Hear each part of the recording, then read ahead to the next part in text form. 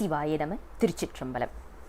ஞானாசிரியராகவும் ஞான குருவாகவும் எம்மை வழிநடத்தும் நம்பி ஆரூரர் திருவடிகளையும் அண்ணாமலை பெருமான் திருவடிகளையும் மனம் மொழி மெய்களால் வணங்கி இன்றைய ஞான சிந்தனையில் உண்மை விளக்கம் என்ற நூலில் இருந்து 47வது பாடலை சிந்திக்க இருக்கின்றோம். அதாவது முத்தி நிலையில் உயிரின் நிலைப்பாடு என்ன என்ற கேள்விக்கான பதில்களாக நாம் இப்போ கொஞ்சம் பாடல்களை சிந்தித்து வருகின்றோம். ஏற்கனவே 2 பாடல்கள் பார்த்திருக்கின்றோம். அதை வழியொற்றியே இந்த பாடலும் நமக்கு அமைத்து கொடுத்திருக்கின்றார் குருநாதர். 47வது பாடல். ஆதவன் தன் சந்நிதியில் அம்புலியினார் சோதி பேதமர நிற்கின்ற பெற்றி போல் நாதாந்தத்து அண்ணல் திருவடியில் ஆன்மா அணைந்து இன்ப கண்ணில் அருந்தியிடும் காண். அதாவது எப்படி நமக்கு இலக்கணங்கள் எப்படி அமைத்து கொடுத்திருக்கின்றார்கள் அப்படின்னா, ஒரு விஷயத்தை புரிந்து கொள்ள வேண்டும் என்றால், அதுவும் தெரியாத விஷயத்தை புரிந்து கொள்ள வேண்டும் என்றால் தெரிந்த விஷயத்தை வைத்து நமக்கு சொல்லி அருள் செய்வார்கள். அதே மாதிரி இங்க சிவம் உயிர் என்ன நடக்கும் அப்படிங்கிறத நமக்கு சொன்னால் புரிந்து கொள்ள முடியாது. அதுக்காக என்ன பண்ணாங்க, தெரிந்த விஷயத்தை நமக்கு எடுத்துக்காட்டாக சொன்னாங்க. உதாரணத்துக்கு இரவு நேரத்தில் பார்த்தீங்கன்னா நிலவு நமக்கு தெரிகின்றது. பகல் நேரத்தில் நிலவு இருக்கா அப்படின்னா அது அதே இடத்துல தான் இருக்கு, ஆனால் நம்ம கண்ணுக்கு தெரியலை. ஏன் அப்படின்னா சூரியனின் ஒளியில் அடங்கி நிற்பதனால. சூரியனுடைய ஒளியில இந்த நிலவு என்று சொல்லப்படுவது அடங்கி, நிலவின் ஒளி என்பது அடங்கி நிற்பது போல உயிர் என்ன செய்யுமா, முக்தி அடைந்த நிலையில் சிவமாம் தன்மை பெற்று சிவம் என்ற சோதியில ஒடுங்கி நிற்கும். உயிர் அழிக்க முடியாத பொருள், உயிர் உருவாக்க முடியாத பொருளும் கூட. ஆனால் தான் அழிவும் அல்லாமல் அதே நேரத்தில் உருவாக்குவதும் யாரும் இல்லாமல், தோற்றுவிப்பதோ எதுவுமே இல்லாமல் அது எப்போதுமே இருக்கு. அப்போ அதோடைய நிலை என்னவா இருக்கும் அப்படின்னா, ஒரு உயிருக்கு பெருமானின் திருவடியை அடைந்த பிறகு பெருமானின் அந்த வெளிச்சத்தில் அந்த ஒளியில் அடங்கி நிற்கும். தனது ஆணவம் அடங்கின நிலையில் இருக்கும். ஒன்று புரிஞ்சுக்கணும், ஆணவம் என்று சொல்லப்படுவது நிலையான பொருள். அதனால தான் அதுக்கு மூலம் என்று சொல்லப்படுகின்ற, மூலமலம் என்று சொல்லப்படுகின்ற ஒரு குறிப்பை நாம் பார்க்குறோம். இதற்கு தோற்றுவிப்பாரும் யாரும் கிடையாது, அதே நேரத்தில் அதை அழிக்கவும் முடியாது. உயிர் எப்படியோ அது போல். அதே மாதிரி தான் நம்மளுக்கு திருமூல தேவநாயனார் சொல்வார், பதியினை போல் பசு பாசம் அனாதி. பாசம் என்று சொல்லப்படுகின்ற ஆணவம் அனாதி தான். அப்போ ஆணவத்தை அழிக்க முடியுமா என்றால் அழிக்க முடியாது. ஆனால் அதை ஒடுக்கி நிற்க முடியும். அதை ஒடுக்குவதற்கு பெருமானின் கருணை வேண்டும். நாம் ஏற்கனவே சிந்தித்தது போல நமக்கு அந்த ஆணவம் என்று சொல்லப்படுவது மறைப்பு. மறைப்பு எப்படி இருக்கு அப்படிங்கிறத நாம் கொஞ்சம் யோசிக்கணும். அந்த மறைப்பு என்று சொல்லப்படுவது நம்மை போன்றவர்களுக்கு இரும்பு திரையாக இருக்கு. நம்ம முன்னாடி ஒரு இரும்பு திரை இருந்துச்சுன்னா நமக்கு அந்த பக்கம் இருக்கிறது எப்படி தெரியாதோ அதுபோல இரும்பு திரையாக இருக்கின்றது சகலருக்கு. பிரளயாகலர் என்று பார்க்க போனால் அவங்களுக்கு அது துணினால் செய்யப்பட்ட ஒரு ஒரு கர்ட்டன்னு சொல்கிறோம் இல்லையா இன்றைக்கி, மறைப்பு. அந்த மாதிரி ஒரு மறைப்பாக நாம் அதை உருவகம் செய்துக்கலாம். நமக்கெல்லாம் இரும்பு, அவர்களுக்கு துணியினால் ஆனது. ஆனால் நாம் விஞ்ஞானகலர் என்று சொல்லப்படுபவர்களுக்கு அவர்களுக்கும் நடுவில் அந்த திரை இருக்குது. ஆனால் எப்படிப்பட்ட திரை அப்படின்னா, மெல்லிதான துணியில், இன்றைக்கி நாம் சொல்கிறோம்ல நெட்டட் அப்படின்னு சொல்லிட்டு, நெட்டில் பண்ண மாதிரி, அப்படி வலை போன்ற ஒரு மறைப்பாக அவர்கள், ஆனால் அவர்களுக்கும் இருக்குது.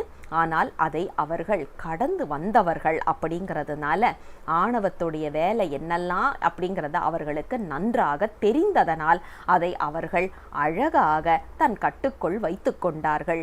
அதற்கும் பெருமானின் கருணை துணையாக இருந்தது. அப்போ இங்கே பாருங்க, 6 தத்துவங்கள் கடந்த நிலையில் உயிர் என்ன ஆகுதுன்னா சிவத்தோடு ஒன்றி நின்று பேதமின்றி நிற்கின்ற ஒரு நிலைப்பாடுதான் என்பதை நமக்கு இந்த 47வது பாடலில் மிக அழகாக சொல்லிக் கொடுக்கின்றார் நமக்கு குருநாதர். இதை தான் நம்ம நம்பி ஆரூரர் சொல்லுவார், சோதியில் சோதி எம்மானை அப்படின்னு சொல்லுவார். சோதியில் சோதியாக இருக்கக்கூடியவர், நீங்கள் என்ன சோதி வேணாலும் சொல்லுங்கப்பா, அதற்கே சோதியாக இருக்கக்கூடியவன் எங்கள் சிவபெருமான் அப்படிங்கிறத நம்பி ஆரூரர் தனது திருப்பாட்டில் மிக அழகாக கையாண்டிருப்பதை நாம் இங்கே நினைக்க வேண்டும். அதே மாதிரி சிவபோகசாரத்தில் 20வது பாடல் இந்த குறிப்பை நமக்கு மிக அழகாக எடுத்துச் செல்லும். அதாவது 6 தத்துவமும் ஆணவம் நீங்கி உயிர் இருக்கக்கூடிய நிலை என்பதை நமக்கு சிவபோகசாரம் 20வது பாடலிலும் சொல்லி அருள் செய்வதை நாம் இங்கே நினைவுக்கு கொண்டு வரணும். சிவபோகசாரம் நாம் ஏற்கனவே விரிவாக சிந்திச்சிருக்கிறதுனால இப்போ அதை தொட்டு காட்டிவிட்டு மேற்கொண்டு செல்லலாம் என்று. ஆக 47வது பாடல், அண்ணல் திருவடியில் ஆன்மா அணைந்து இன்பும் எய்துவது எப்படி என்பதை மிக அழகாக நமக்கு எடுத்துச் சொல்லி அருள் செய்கின்றார் குருநாதர். மீண்டும் அடுத்த பாடலோடு விரைவில் உங்களை சந்திக்கின்றேன். அதுவரை விடைபெற்றுக் கொள்கின்றேன். தென்னாடுடைய சிவனே போற்றி, எந்நாட்டவர்க்கும் இறைவா போற்றி. சிவசிவ திருச்சிற்றம்பலம். Hi there, it's me again, your Lavanya. Today we are going to discuss about the next verse in Unmai Vilakkam, which is verse number 47.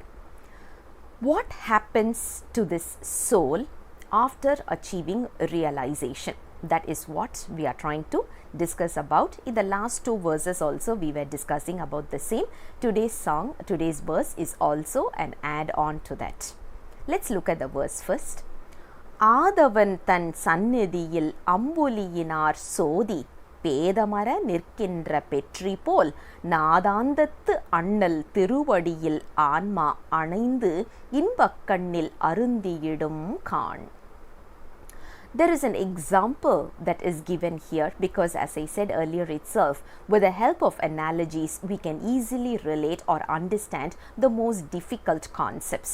That is the same logic Guru is using over here. He is giving an analogy here. The analogy is very simple. We are all familiar with sun and moon. If you look at the night time, when we look at the sky, we are able to see the moon. What happens to the moon during the daytime? It is still there, but just that we are not able to see due to the intensity of the sun. So the sun's rays occupies the entire sky with the brightness, and the moon's brightness is submerged into the sun's brightness. But is the moon still there? Yes, it is there. Just that we are not able to see that because of the brightness of the sun. So this is the same concept we are trying to use, or this is the same analogy we are trying to use for understanding what happens with the life after it achieves realization. Imagine moon to be the same as the soul and sun as God. So what happens is, when we achieve realization, we submerge ourselves into the grace of the Almighty. As simple as that. So we are still there because we cannot be created, we cannot be destroyed. Life cannot be created, life cannot be destroyed. What is created is this body, what is destroyed is also this body, which we have already seen. The 36 Tattvam is the one which has been created or which is going to be destroyed as well. So what happens to the soul is, the soul gets submerges itself into the grace of the Almighty, and that is what today's verse explains to us in a beautiful manner. So once we let go the 36 Tattvam, once we know the 36 Tattvam is all temporary and it is there only to give us clarity about saying that this is not permanent. So once we understand that, once we achieve that objective, the 36 Tattvam will slowly go away from us. Once the 36 Tattvam starts just shedding away from us, what happens to this soul is, it slowly starts reaching the Almighty. And when we are achieving the grace and we are trying to get into the Almighty's feet, that is where we get into a state called realization. And when we say we are in the state of realization, the simple way to look at it, or the simple way to look at it, is we are still there, just that we are hidden within the grace of the Almighty. But what happens to us? Are we still there? Yes, we are there. As I said earlier itself, life can neither be created nor destroyed. It is an energy. It can only be transformed.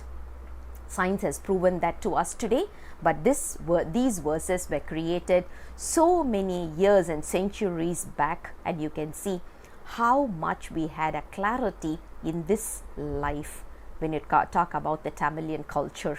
So we are very, very forward thinking, and we knew exactly what was happening with the energy, just that we did not know the term energy, or we did not put it in a formal way called as energy, and energy can neither be destroyed. We did not create it as a principle or as a manifesto, whatever, but all these were created, all these were clearly explained to us, because life needs a clarity, life needs an explanation. So verse number 47 talks about what happens to this soul after achieving realization. As we said earlier, it's not going to be created nor destroyed, but it is going to be submerged in the grace of the Almighty. I'll come back again with the next verse very soon. Until then, bye-bye.